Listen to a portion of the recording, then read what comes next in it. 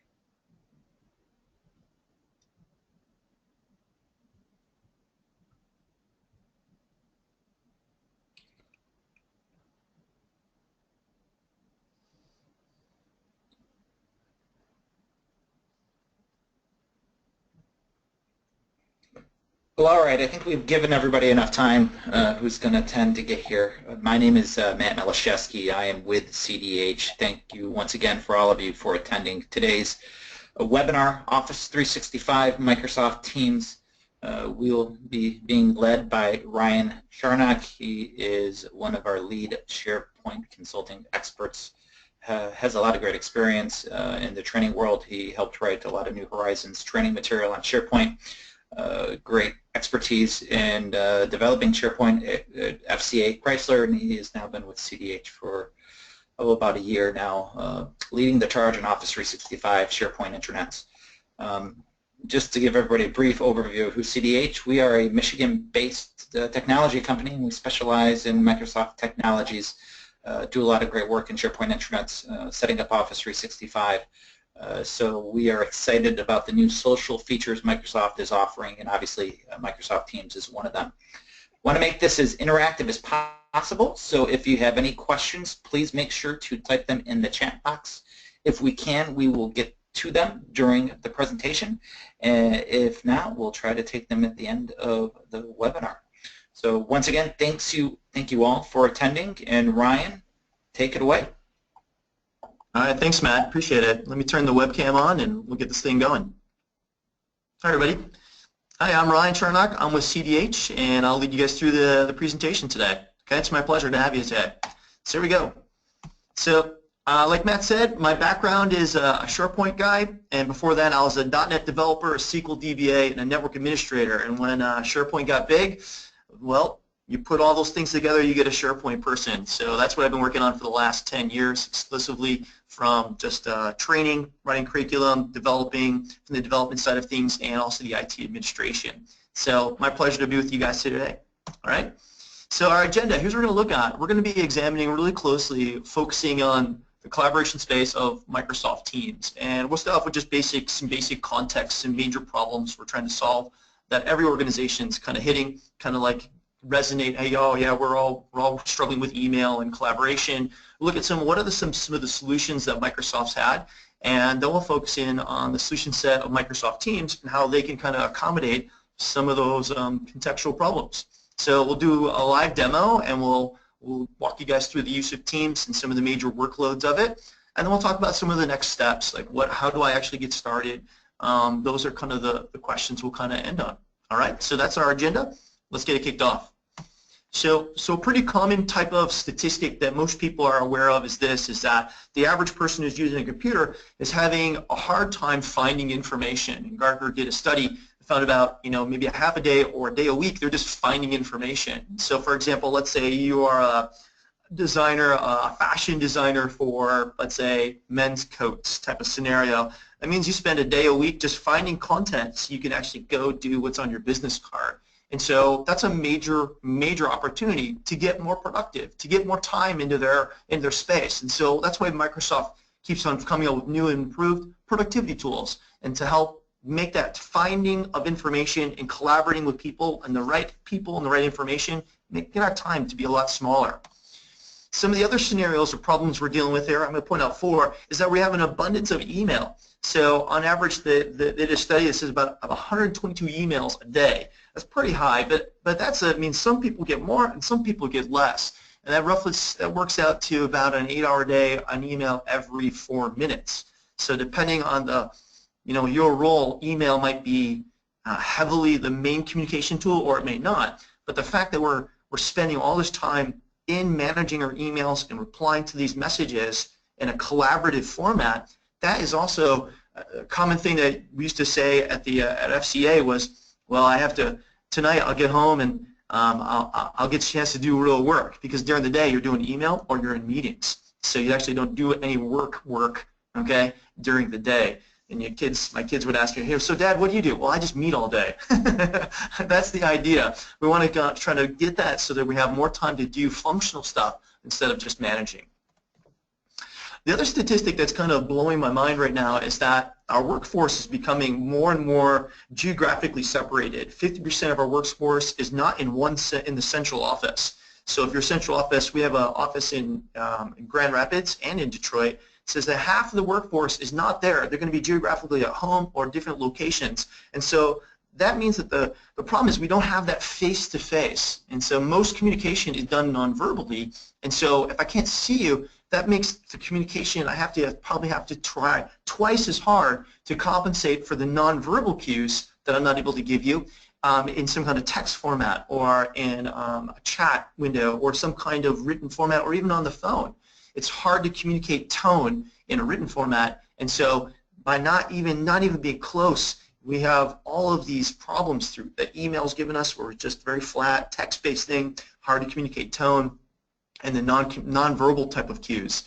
So that's another problem, another challenge we're facing, is not only do we have lots of email, we're not face-to-face with the majority or half of our clients or half of our people that we need to interact with, and then we also deal with the fact that I can't find my information. And so the last one I'll throw at you guys is this, is that compared to 5 years ago, we're involved in twice as many collaborative teams. So for example, 5 years ago you might have just be, let's say you're an engineer, okay? Let's say you're in IT and you're just a network admin. Means the amount of people you have to interact with will probably be just people within your team, all right? The people that also do similar job functionalities.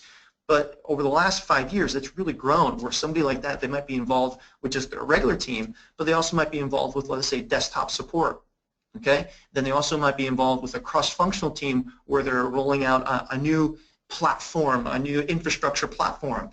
They might be involved with another team that's for planning a social meeting or a social gathering for like a barbecue this summer. And so there's all these new opportunities where we're now working with more and more different style type of people. And so think about it, like it's that moment for me. It's that moment where, like, when I get home from work and I have a really busy day, my phone, I could be getting text messages from like 5 different groups of people. My guys, my buddies at work, my colleagues, clients I'm working with, my family, okay? Kids are calling me and says, hey, where are you, Dad? I need you to give me a ride. And then I also have a group of people, a project at church I'm working with. I might have text messages and communications going from these 5 different places all at one time. And so being able to have a tool or having to manage that, all of these collaboration spaces or all these interactive teams can be very challenging. And so these are kind of, when I say context, this is the context we're now dealing with in the modern workforce. And so what are our solutions? What can we do to kind of solve this? And so Microsoft's come out with a whole series of different social platforms to help with that kind of collaboration. We've seen the use of Yammer. We've seen the use of SharePoint. Those have been been into the industry for quite a while. But some of the newer technologies that we've seen are this new item here called Delve. And Delve gives you a look at, it shows you the files you've been using and that you have access to, and it shows you which ones are popular and what are not. And so ones you have access to. So think of it as like your news for your organization, for your internal organization, at a file artifact level to let you know what people are working on. Because you know everybody knows the files that you're working on, but what about these other files your other team members might be working on? So Delve does that kind of exposure. Hey, this stuff's really popular. These documents are really being worked on by these colleagues. So that's Delve. Then we also have Office 365 groups, with something new they've come out with just recently. And you can also use third-party tools like Slack. And today I'm going to be focusing a lot on Microsoft Teams. Okay, so if I looked at all of these different tools, they all needed to, as I started evaluating these, especially for clients, they're looking at it like, I had a client that says, Ryan, we're using this third-party tool, it's been integrated with SharePoint, we want to move away from that. Well, what are the other options? And so I got a chance to do a bunch of research, and we kind of came up with these are the 11 things that some kind of social collaboration tool would need. Number one, it would need some kind of aggregated news feed. It would need some place to store files, a place to have some kind of chat-based discussion, do events and calendar, be able to push information out to members, be able to manage your membership. And that gets into this concept of maybe having some security where I can have areas that are private for a private group of people, and then kind of like a public area. So think of like a public group for lunchtime walkers, right? Versus a private group with me and my network admins. All right, so we're kind of more engineering and very focused. Want to have that more secured. A place to do task management where within my team I can now start assigning tasks and have a way of following up with them. And then also make it so it's governance light, so we can change things and not have to have a lot of hoops to jump through to get these areas, collaboration areas, provisioned and controlled. And then for me, some of the number 10 is kind of my favorite, is it has to be easy to use, right? If something's not easy to use, I avoid it, right? I avoid it at all costs. It's kind of like my daughter and her locker at school. Right, one of my kids, she's in high school, and she carries a backpack everywhere she go. And even though she's been issued a locker, I go, honey, why don't you use your locker? She goes, well, Dad, it's really small, and it's located in A wing, and all my classes are in B, C, and D. And that kind of gives me that whole user interface thing. If it's not accessible, if it's not easy to get to and easy to use, and has all the right functionality, you'll just avoid using it. And so she never uses her locker. And the same thing is true, I think. It's a good story for a lot of these social tools that have been out there, that if it's not easy to use, it's not highly functional, then you'll tend to avoid it. You'll use the thing that is easy. And the thing that isn't easy that most people slip into, you named it, is going to be email. And so that's where that 122 number comes from. It's very familiar. People know to it. They have a high amount of confidence and trust in it. And so to move people from an email collaboration environment to something else, these social tools have got to be well matured and well feature set. Last thing I like is mobile. Okay, so more and more I'm moving around. I'm not always kind of sedentary in the office in one particular place. I'm moving from meeting to meeting, going from building to building, going from place to place, hopping on a train, taking a quick drive over this way. And so the ability to just whip out my phone and they'll have pop-up notifications about what's going on and be able to interact collaboratively with my team and not having being email, that's really essential for me. And so if I kind of bundle together, this is what I call Santa, this is my wish list. This is what I want my collaboration tool set to be. All right? So how do these other guys stack up? All right? So I did a little evaluation on it. So Yammer is pretty good. I like Yammer a lot. However, it's not really, it's its own standalone application, and it's hard to integrate it with Outlook and where I would call a normal place where people live. All right, and so it doesn't have a ton of features. It doesn't have task management. It doesn't have kind of events and calendaring kind of features, stuff that you would normally see out of like an Outlook kind of scenario. So Yammer is okay, but it's isolated and feature poor. The next one I looked at here was then SharePoint, okay? And SharePoint has its own, it's got a community site. It's a site template designed for social. And really what it is, it's a great way of doing a very high-powered type of discussion where people can post questions and answering them, and you have a group or a community of people, and that's really the extent of it. But the fact that it is a SharePoint site gives you a lot of extensibility, because SharePoint has lists that could be a calendar, so it can do calendaring type of things. It has libraries, so you can do a lot of content management that's in there. But still, it's very isolated from an interface standpoint. You have to, where do I go to use this? I go to a browser, and then I use the SharePoint site integration. And it's not very highly, it's got a little bit of integration with like what I call mainstream kind of Outlook kind of functionality. And so it does okay. I'll give it a B kind of on its rating scale. Then the next feature I looked at was evaluating with Delve. So Delve, as I mentioned before, is a read-only tool, but it's basically news, like you would go to like CNN.com or Fox News or something like that, where you're just reading. It's not interactive at all. You can't interact with users. You're just there to gain insights and then see what kind of content within your organization is popular and not popular, what is gaining momentum, what's not, and there's no interaction component. There's no chatting. There's no, like you would see inside of like kind of a Yammer or even a discussion board. So these three guys are good, all right? And I kind of bundle these guys into kind of like one big bundle. And so then Microsoft came out with what are called Outlook groups, simply just called groups, or you could just, Outlook groups is maybe a better kind of descriptor for it. And what you find here with Outlook groups is it's actually integrated into Outlook and into Office 365. And it has a ton of it conquers a lot of these major problems or shortcomings some of the previous three deal with.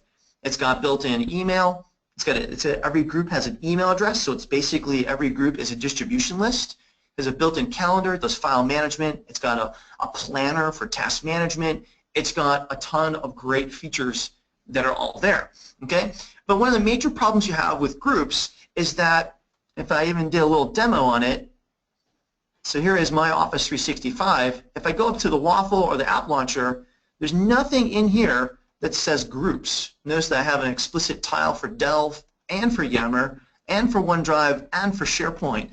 But there's nothing for groups, and so people kind of sometimes have a hard time of finding it. But if I go to the regular mail, I'll have my generic email here at the top, and then here will be the groups that I'm a member of. And if I select a particular group, I can then see it takes me to the home page, and I have a conversation, a calendar, I have a way of doing files, and it's got a very, very rich experience for content. Now, the other shortcomings that groups have is that it doesn't have a really great chat interface, okay? It's basically this conversation thing is really just a discussion board with a reply all. Notice here, reply all is the only option I can have for people that put content in it. So that was an icky thing I didn't like much about groups. The other thing about it is if I want to get to the SharePoint site behind the scenes, I actually have to leave that interface, kind of bump over to the SharePoint app. Notice here I've moved applications. I'm no longer in Mail, but I'm in SharePoint, and now I can get to a pretty traditional SharePoint look and feel. And it feels very disjointed to move from this view to this view. It's not very connected together. So I like this. It's very powerful, but the user interface is really, for me, kind of one of the main shortcomings that we see for it. All right, so then in comes Teams. All right, and so Teams is kind of this tool that I'm thinking maybe it's going to maybe it'll solve these problems, maybe it won't. And so that's where we're kind of here to kind of examine. So let's see, well, what is a team? Okay, so Teams by Microsoft's definition is this: a chat-based workspace in Office 365. Now, a couple things there in that little tagline that are super important. It's in Office 365. That means it's not going to be for your on-premise SharePoint environments. It's only going to be in the Office 365 environment, which is going to be cloud-based. Okay, chat-based. Chat-based kind of alludes to typing, right? And we're used to seeing typing in the application from Microsoft with Skype. And then I also have this workspace concept where they're using, which kind of alludes to it has to do some kind of content management. So thinking SharePoint, right? So what does Teams look like? Well, behind the scenes, the foundation of a team is this. Okay, it's an Office 365 Outlook group. For every team, there's a group that it's connected to and associated with. That if you make a team, it makes a group. So all the functionality of a group is automatically inherited and part of that underlying team. So what kind of stuff I'm talking about? I'm talking about the planner for task management, OneNote, a discussion board, file management. It's got an email address to it. You can do basic membership, and you have public. You can have teams that are public and private. And once again, this is all built on a SharePoint platform, a SharePoint site, so that you can develop all kinds of solutions on top of that. But that's not just one part of it. This is just one part of the infrastructure for it. The other thing that leads into part of the foundation is Skype. So they took a lot of the functionality out of Skype, which is chatting, video, and phone calls, and they integrated that all into Teams also, and also looking up at chat history.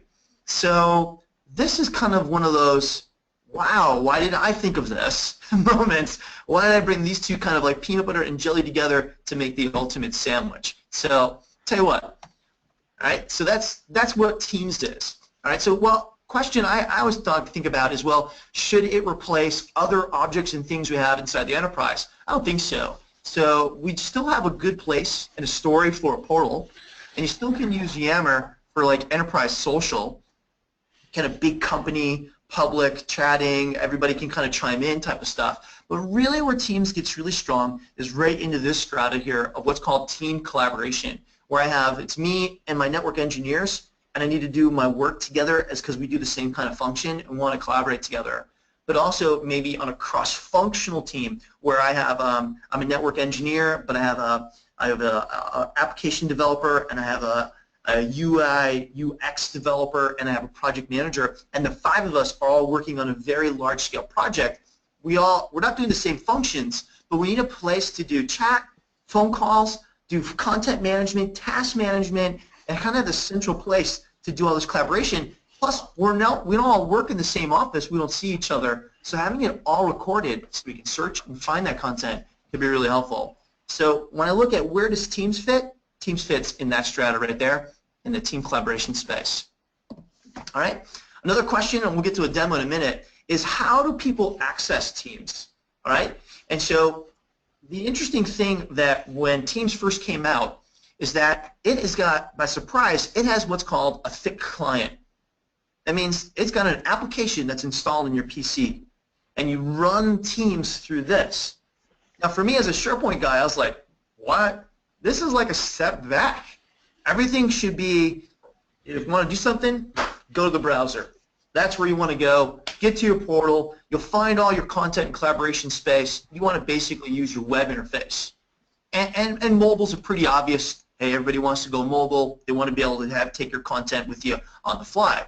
And so the web interface for Teams, there is a web interface for Teams, which is fine. There is an application. There's a client application, a mobile app. It's really good, highly functional. But there is this client app, and I was kind of skeptical at first, but I ended up really liking it. So that's kind of these 3 major areas where people can use Teams. So enough of talking about it. Let's see this thing in action. Okay, so I'm going to do a real simple demo. Okay, and what I'm going to do for a demo is I'm going to create a team. I'm going to open up. I'll show you the Teams interface. I'm going to make a team for a marketing department. Okay, so it's like people that all do the same kind of function. We want to have a centralized collaborative space to do that. And we'll show off the chat features. We'll also show you the content management features from tasks, OneNote, a Wikipedia, file management, that kind of stuff. And you guys get a chance to see these kind of content management and chat-based workspace kind of integrate all together, and plus we get a chance to see it live in action. So let's get rolling with the demo. So let's minimize this guy, and here is my Teams application. So you can see I'm using the client application here, and so there's actually a lot to look at. So let's start with kind of what I call the settings. If I click on this guy here in the corner, okay, it's just basically my profile. What can I change about this? I have my basic profile picture saved, and this is pulling from Office 365, but I can also change kind of the theme I have a default, but I can also flip it over to a dark setting, pretty traditional developer kind of look and feel. If you're feeling on the dark side, you might want to go there. Okay, so you have some basic settings. The other thing I think is really important is to go to notifications. Notifications is when something happens inside Teams, how do you want to be notified, right? So at home, like when my kids want to get picked up from school, okay, we have a general rule is, hey, text me. So that's the notification protocol is text me, I'll be at the school in about 10 minutes, I'm there to pick you up, all right? Where I have other people is like, hey, if you want to get a hold of me, I want you to call me. So that's the notification method that we've established. So you're doing the same thing here. You're establishing, hey, if there's personal mentions, hey, do a banner and also send me an email. Now, some of these are banner only, some are banner and email. And so one of the things one of my colleagues doesn't like about Teams is it doesn't feed out enough email, okay? So if you happen to not looking at the Teams interface, he's like, well, I'm always looking at email. How do I know something happened, right? And if it's not sending me email to kind of ping and remind me, I'll miss it. And so he's now having to get used to using Outlook and using Teams. It's a big kind of change for them to change that notification system around. All right, so that's where I would start, is changing your theme and your basic notifications. All right, and then if I look on the left-hand side, you have 5 main kind of activities, or kind of, I don't know, icons. You have a general kind of overview activities, you have a chat, I got Teams, I got meetings, and I've got files. So I'm going to start with this middle one here called Teams. All right, and for my demo, I'm going to create a team. So we're going to start from scratch and kind of build it up, okay, layer upon layer, and interact with the different components that are there. Okay, so you can see I'm already part of 2 particular teams, applications and sales management. A couple of the ones that are not designated as favorites, because over time you're gonna have teams that maybe your architecture is you create a team for every functional area, every department basically. They also maybe make a team for every project you make. So I'm typically on, let's say, 10 to 15 projects a year. So I would have a lot of teams over time that would show up here, and you want to be able to designate some as favorites and not as they come into scope and come out of scope. So to make a new team, I'm going to use this little button here at the bottom. It says Add Team, okay, and I'm going to make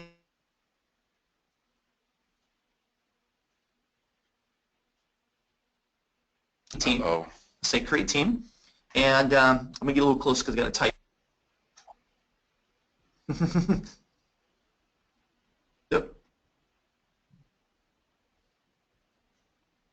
There it is. Called marketing. I can put some kind of description. Marketing department for CDH. And notice here I have a great opportunity to decide if it's going to be public or private. So best practice, start as private and then change that as you need it. So I'm going to say next. So it's going to start provisioning the team behind the scenes for me. But remember, it's also provisioning an Office 365 group. So when we're done here, I'm going to flip over to the Outlook interface within Office 365, and we should find a new group called Marketing that represents that. And as we do stuff in the Teams interface, that content would also be managed inside that group. So I'm going to add a couple of friends of mine. We got Matt. Let's add in Eric. Let's add these guys in. And I can also decide what kind of level of permissions they're going to have, member or owner.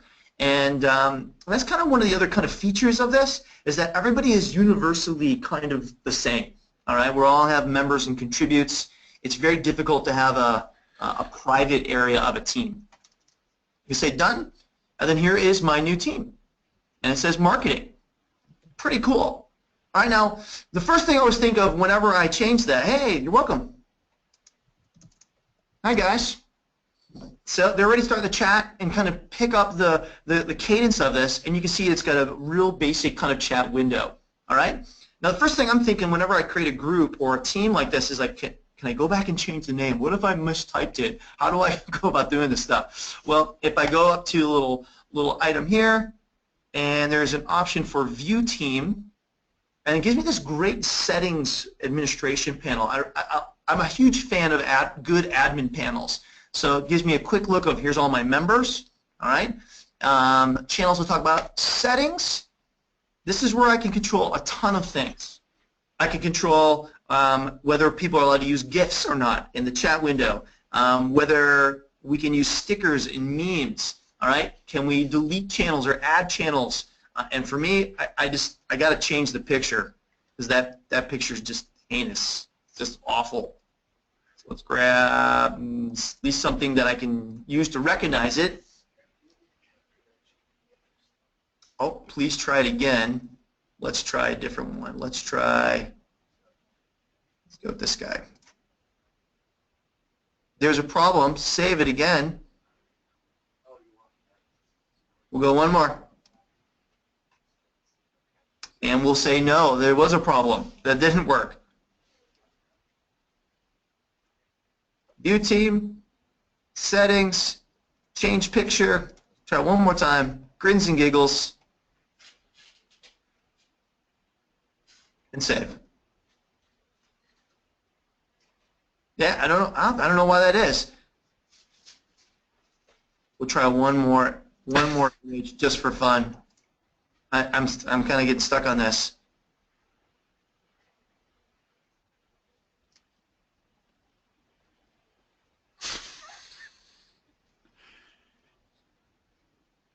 We'll say no picture today, but that's usually one of my first things I do. You can see here on the applications team, I just change the image. These little sticker things, they're just, I need something visual to tell me where I'm going. So I guess we'll try it again later. But the settings, this is where we go change some basic settings about it. I like that. Okay, so now let's get into the main features of kind of the other setup that I would do with the team. Okay, I'd give it some name, I'd give it a title, I would make sure that the settings that I want, I'd give it a graphic, and then I would set up what are called channels. And the way you want to think about channels, channels are like subfolders to help manage all of the content. And also manage the chats, history chats that are going on. So a lot of times you have all these 50 million conversations, but you want to have them organized. And so this is where the concept of a channel or a sub-channel comes in play. So if I click on this team, there's a nice little 3 little dots. I can go and say Add Channel. And let's say we're working on a human capital management project for a client. Okay, they need to market this new system they're going to have for, it's going to brand new HR rollout. It's going to, where they're going to do their goals, reviews. We want to have a project. We're in charge of all the marketing, and so I'll put that in as a new channel. So all of our conversation and content when it comes to marketing now has a container to hold all of the conversation that goes on there.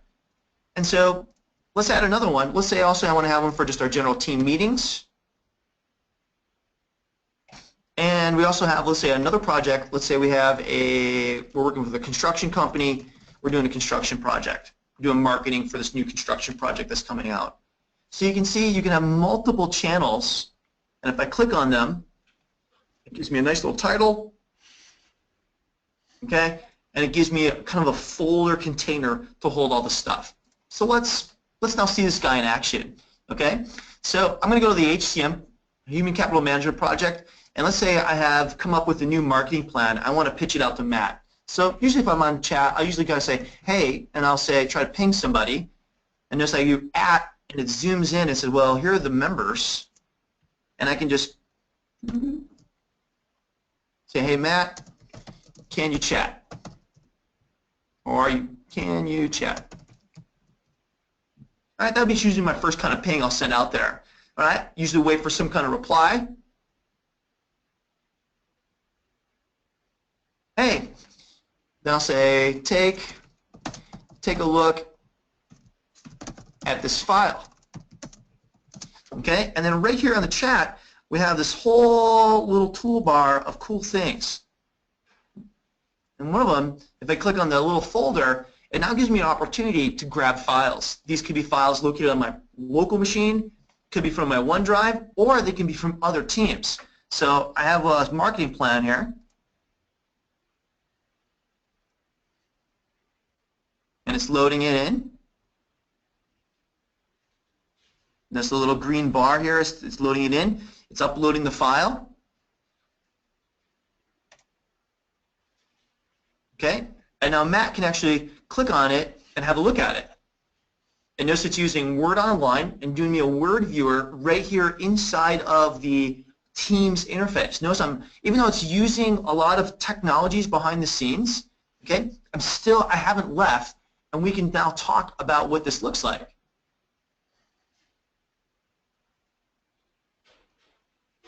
Awesome. And then I can say, well, you know, sometimes he's got it. I can say, are you free to talk?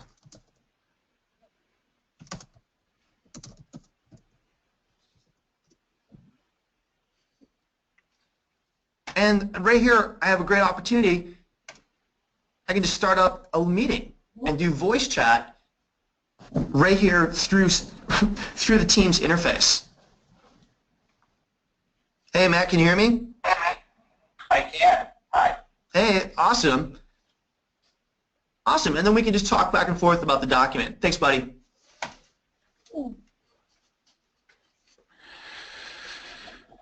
Pretty awesome. And then besides just having that's what I call the traditional kind of what I call Skype integration. Okay, it's got a little bit of fun factor too. I don't know about you guys, but you know, a quarter of the population's personality trait is they don't want to do it unless they can't have fun. All right, and so that's the sanguines of the world. And so down here in the chat, you have all these lovely little emoticons, and they're all animated. We have a whole set of GIFs. So sponsored by Giphy. So people, during the chat, people have the ability of adding in a little bit of color from their personality. And it's got a whole bunch of what they call stickers. They have popular, office drama. You can actually build your own memes.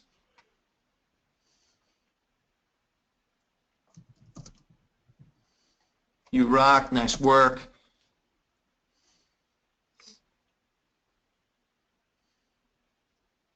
And so part of the conversation, the fact that it's a little bit of fun, but maybe not too much, and these stuff can be turned off on a team-by-team basis in the settings. So if your company is anti these things, they don't like them, they're not for them, they can be turned off at a high level for your whole tenant, but they can also be turned off at a team level. So that's my first part of my demo, is to show you guys what I call the Skype integration and the setup of a basic team. All right, but now what about content management? How does this content management of a team work? So you saw in my chat, I uploaded a document here called Marketing Plan. Okay, it's in the chat window, and I love that I can see all the conversation that went on around this document, and we could actually author and change it. The cool thing is, if I go over to Files, it now gives me a catalog look at any of the documents that have been uploaded into it. So that way, if it's scrolling through years and years of chat, I can come here and I can see the document itself. Notice here, if I click on New, you have a traditional, what I call Office 365 document library experience, where I can make subfolders, add new documents. Let's say I make a project plan. And it's going to open up directly right into Office Online, Excel Online, where I can then add content.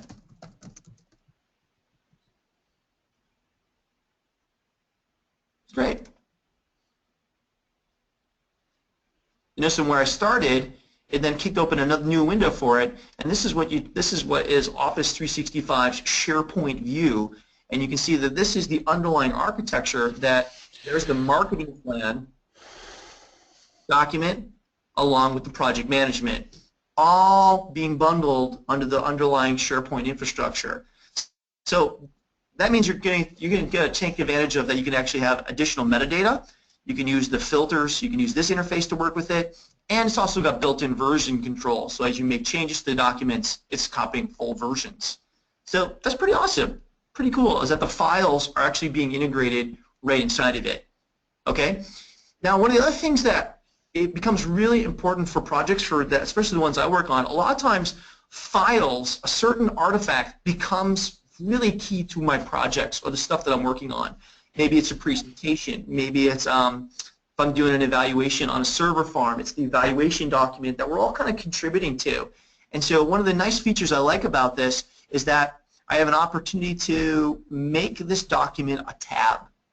And so one of the coolest features of Teams, and one of the reasons I like about it, is up here at the top, this is what the area they call tabs.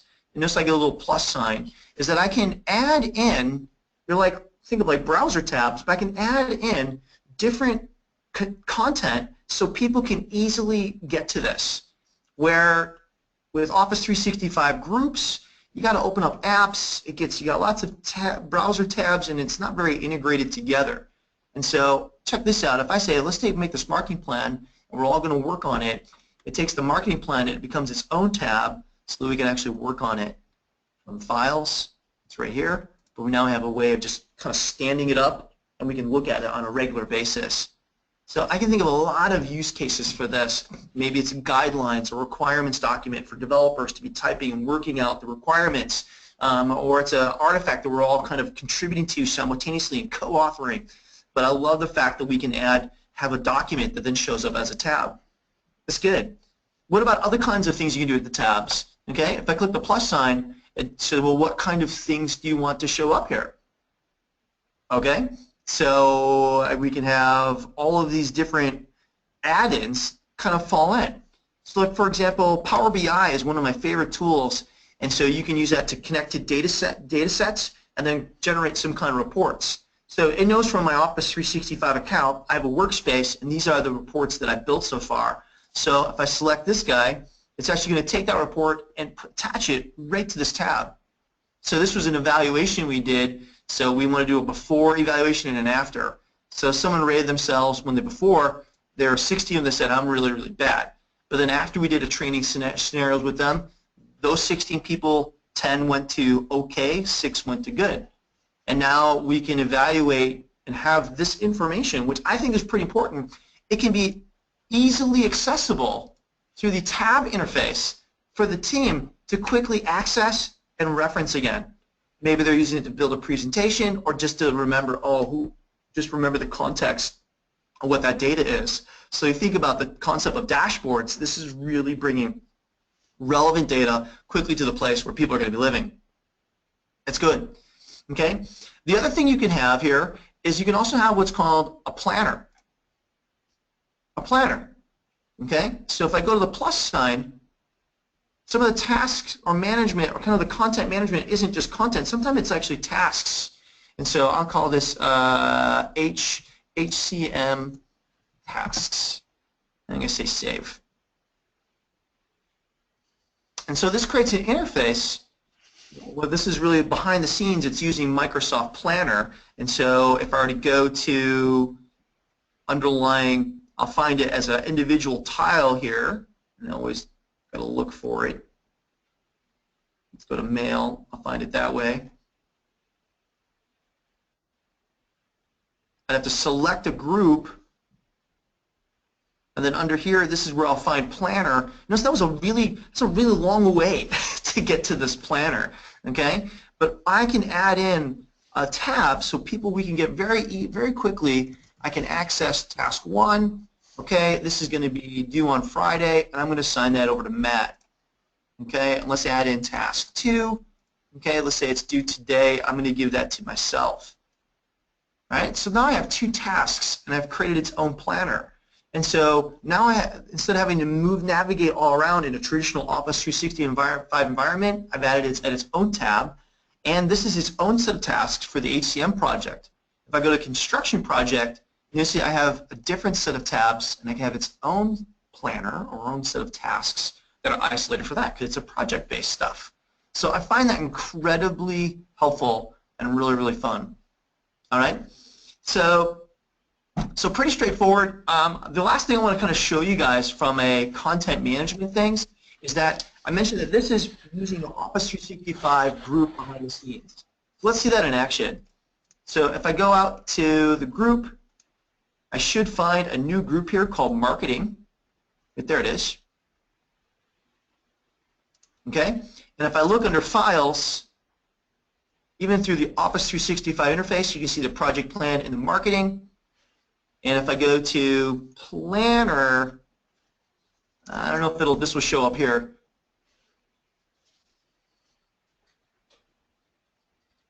Yeah, because it's under the HCM plan. I'd have to go to My Tasks.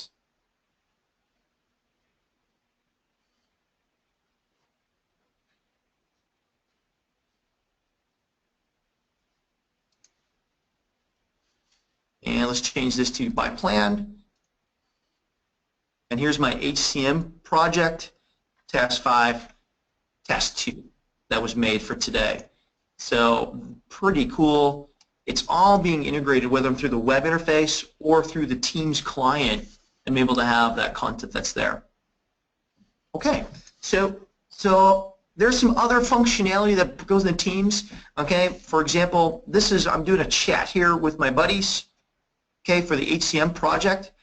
Let's say I just want to chat with Matt. I can go to what's called a private chat. So instead of being historically for everyone to see, I can say, hey Matt, where do you want to go for lunch? Let's order Jimmy John's. Sounds good. Okay, so we just have, this is just for me and him to see. The cool thing about the team chat, you might find it really helpful, is that anything you type, you can edit or delete for the next 24 hours. After that, it gets locked in stone so that it can't be changed, and it goes in the historical record. All right. The other thing you'll find is you also have meetings here. So you have meetings, so you can drag these in and chat about them. And files. These are the files that I can see recent. There's my marketing plan, and vice versa. All right. The other thing I didn't mention, which I think is incredibly powerful, is what's called a wiki. So in a wiki, this is where you can start creating your own set of pages, and it has a great content management for doing wikis. And one of the favorite things about it, so let's say marketing, let's say we want to make a social media policy.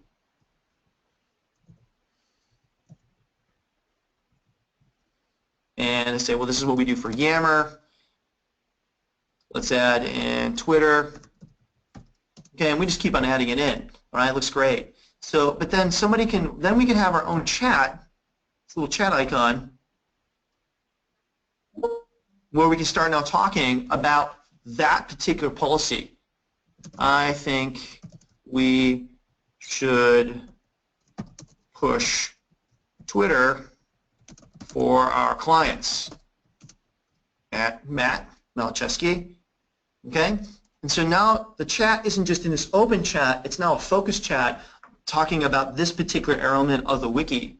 And so that just kind of blew my mind that we can, any of these different things we can chat about, even the Power BI reporting, we can start a chat window about that, and it all gets fed into this place where we can now start working on it. All right, very cool, guys. So this is where I want to kind of, for the sake of time, I want to close up my demo and talk about some other components of concerns that you guys might have about Teams. All right? So Teams, you can see, is very powerful, highly functional app. It does two major things from my perspective. It does content management, okay, using the SharePoint background, and then also uses Skype for a lot of chat-based, web, phone type of things. All right, so what are your business applications? Sales, marketing, project management, engineering, customer support. You have your organization, you're going to have teams. And a lot of times I'm thinking team for every functional team. But then you'll have projects, and then also cross-functional. When it comes to security, this has it's in the Office 365 platform, so it has all the same security concerns as you would have, or attributes for Office 365. Some of my favorite things is that all the content is being encrypted. So Microsoft Teams data is encrypted at all times at rest and in transit, and it's a two multi-factor authentication. So what kind of limits do we have on this? Well, right now the limits are not a ton, but there are some significant ones. Okay, so if you have a very large enterprise organization and you're thinking, well, I'm not going to use Yammer at all. I just want to have a big team for all of our public team, for everybody to do their chat and their files. And we'll use that for our kind of social media. If you have 10,000 people in your organization, Teams won't fit. Right now it has a member limit of 999, and so you can't fit everyone in there. Still would use Yammer, would still be a better choice there. It's available for anybody who has an Office 365 E plan, so it's E1, 3, and 5. And for a Skype call, you have a limit of about 80 people, but it can really use, Skype can have lots of people, so that's kind of, I think that's a threshold they're going to want to change. And it currently is 19 supported languages. So those are some of what I call the thresholds and limits. All right, how do you get started? So if you're an E1, 3, or 5 licensed client in Office 365, you can go to your admin panel, and if you go to the services, you'll find Teams. All you do is just flip it on, and then you got these different areas of general, Teams and channel calls and meetings, and they're very simple type of configurations that are going on there. There are some places that it could use some improvement, and these are kind of what I'll call its shortcomings. But what we're noticing is that Microsoft is putting a lot of their energy and development of new features into Teams at a more rapid pace than we're seeing them put it into Delve, Yammer, or Office 365 Outlook groups. So one of the things that I don't like is the files view inside Teams, in that it's kind of like OneDrive. You can't add metadata, and the views are really, really restricted. So you might find people putting their documents in a traditional SharePoint site that's not connected to Teams, and so then you can manage that better, and you can view it as a tab inside your team. E-discovery is still being worked on. Number 3 here is a pretty big item for me, is that currently inside your team you can't have external users. You can't have external users. You can only have people that are members of your tenant. And within Office 365, that's basically your company.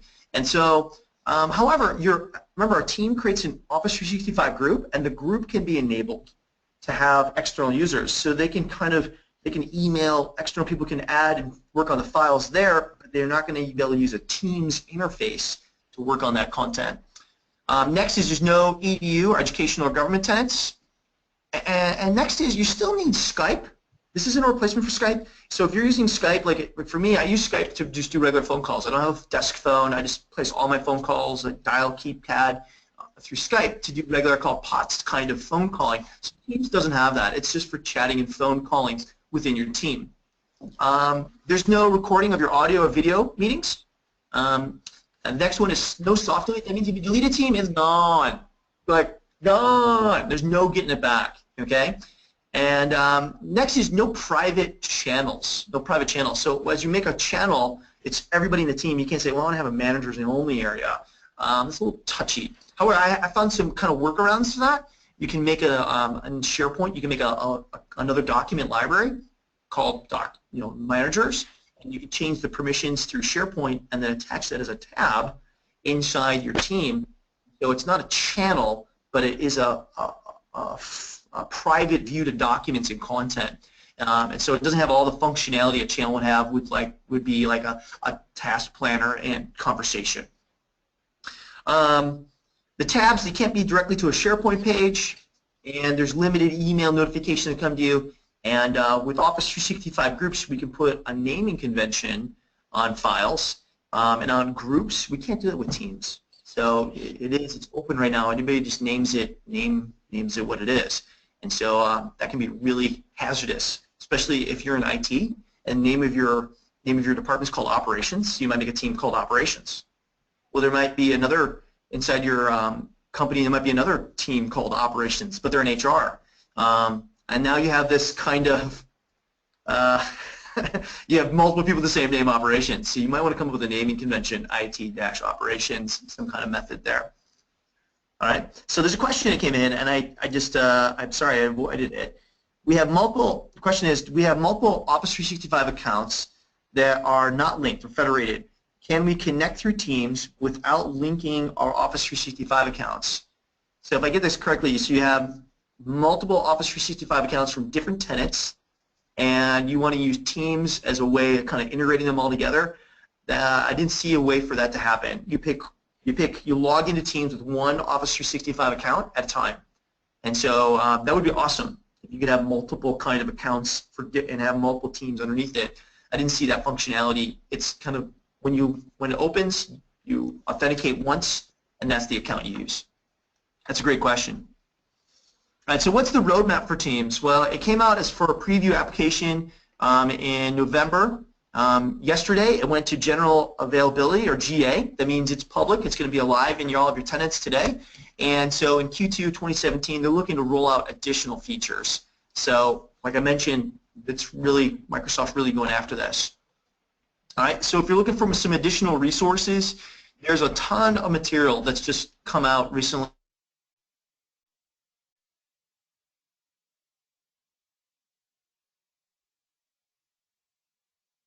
I'm a huge fan of Fast Track. And if you don't know what Fast Track is a free service that comes from Microsoft if you are an organization of 50 users or above, and they give you like email marketing materials. So like, for example,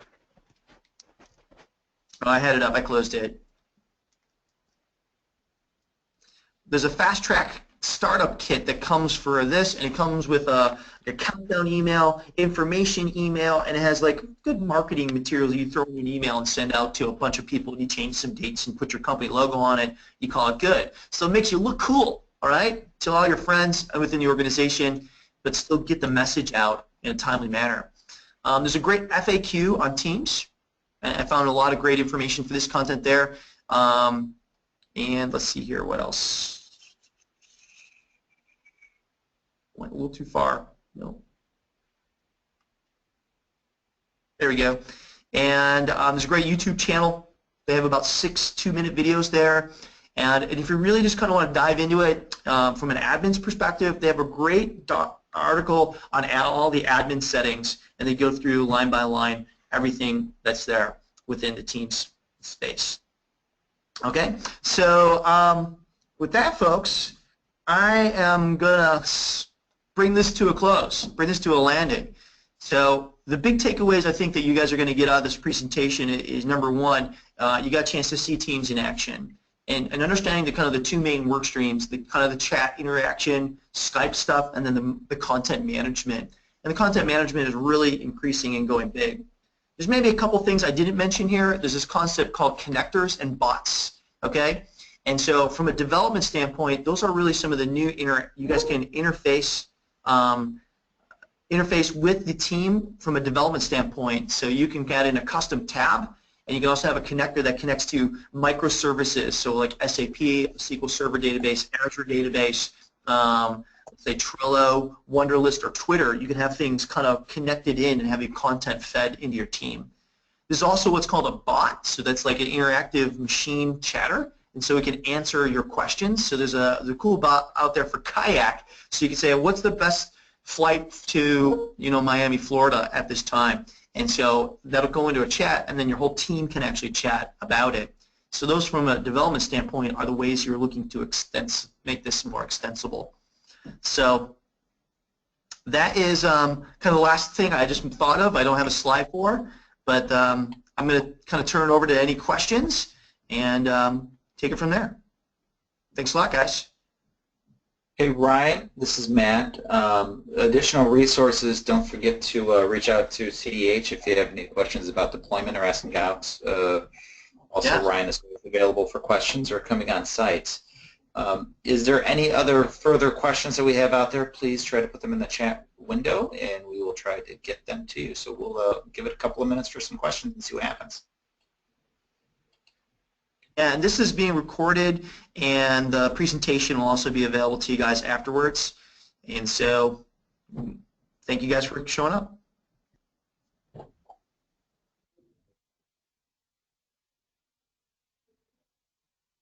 looks like we got a question coming in.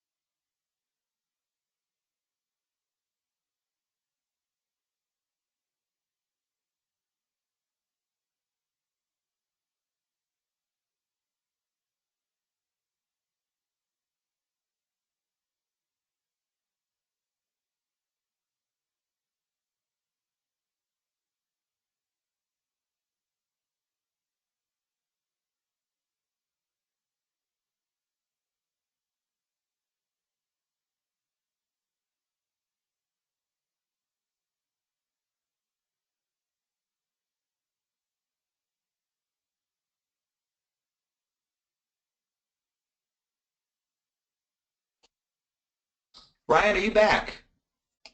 Yeah, I am. Yeah, we lost you for a second. We had a couple of questions. First, is there an option to see a summary of all the notes of your plan or task and set status? And then we also had a question, do you have time to show OneNote inside Teams? Yeah, sure can. So the first question, let's say the first question again. The first question is there an option to see a summary of all your planner task status, and the other ones is, do you have time to show OneNote inside Teams? Yeah, so let me answer both those questions. And my screen's still sharing, correct? Yes, it is. All right, so the best way to see a summary of your planner is to go to the planner application explicitly.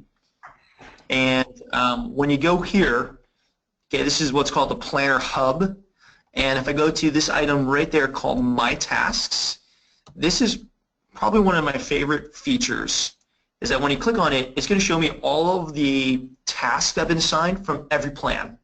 Doesn't matter where it came from, whether it came from a team, whether it came from an Office Outlook group. And so this is really my portfolio. So and here's how I use this. I use this two ways.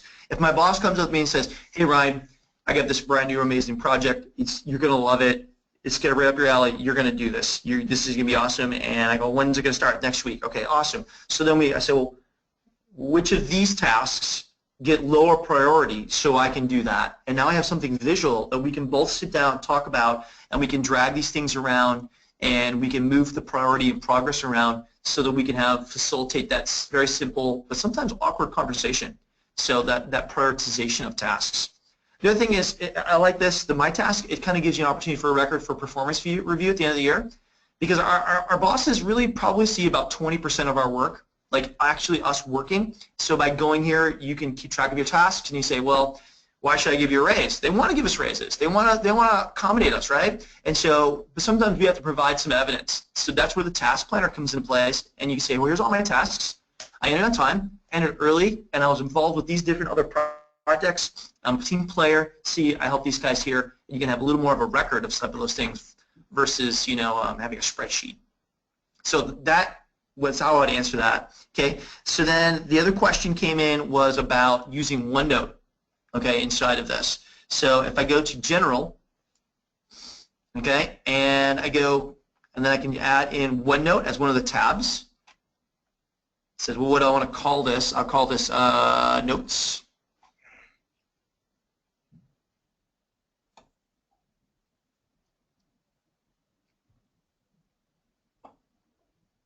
Hey, and here comes OneNote. You'll notice that if you're familiar with OneNote, it is the web version of that shows up. And so I have the ability of, I can edit it in the OneNote application, or I can just get started right here. So I can say, give me a new page. Page is, we'll call it staff meeting. And then we just start taking notes, and everybody could be typing in. It's co-authoring, so multiple people could be authoring at the same time. So what I've done in the past is we would create a staff meeting page for, let's say today. Let's say, all right, we have a staff meeting, and then I'll post the agenda, project review, task review, and upcoming. All right. And then we would post the agenda, and then people would come in and fill out, well, project A is doing really good, and they would then fill it out before the meeting would actually happen. And so that was kind of one of the good practices we used in one of my previous places of employment. So cool. That's how you can do it. It was real simple. You added in a tab, selected OneNote, and then off you go. Hopefully that answers your question. Okay. Great. Ryan, we had one last question here. Somebody asked, we have business premium and access to Teams. Do you know when external access is coming? I don't. They do have a user voice. So Teams has a user voice. Every Office 365 application has what's called a user voice. User voice is where people recommend features. Hey, I want this to happen in Yammer. I don't want this to happen there. And what you do at user voice, people post to it, and then you get 8 votes, okay, per application, and you can use your votes to vote for a feature so that it gets more coverage, and then Microsoft will release it. And so user voice is the place you want to go. So I think it's microsoft.uservoice.com, or you do search on Google for Microsoft User Voice for Teams, and so you can find out when external access, how many votes, and they also have a roadmap for it, so you can be able to see when it's actually going to get kicked out for us. I don't know off the top of my head is the answer, but that's how you can find out. Okay, great. Thank you. OneNote follow-up question here. I have several OneNote files that are shared out with various people who would not have access to Teams. Can we add an existing OneNote file?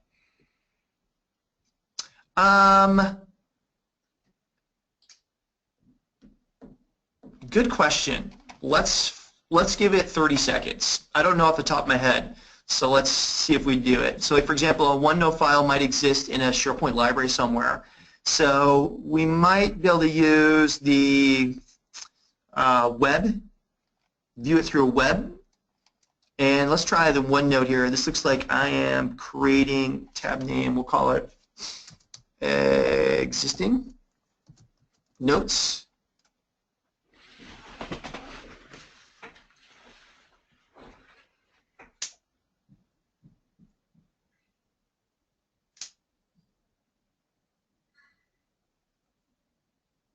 Yeah, and it looks like that just creates it. And let's go look at like a website, and then so we can give a URL. So that might be the way you do it, is you post in a URL. So let's give it a quick little try here, okay? So here's an existing OneNote file. So there's my address. And I haven't tried this before. We're trying it here on the fly. Hopefully you're okay with experimenting. So we'll go with a little web. We'll call it OneNote 2. Paste in the URL. Whoops, I hit back.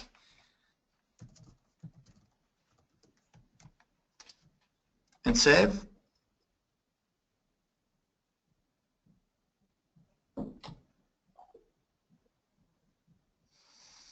It's looking pretty good. It's looking pretty good if you ask me. So that's something, an approach I would take.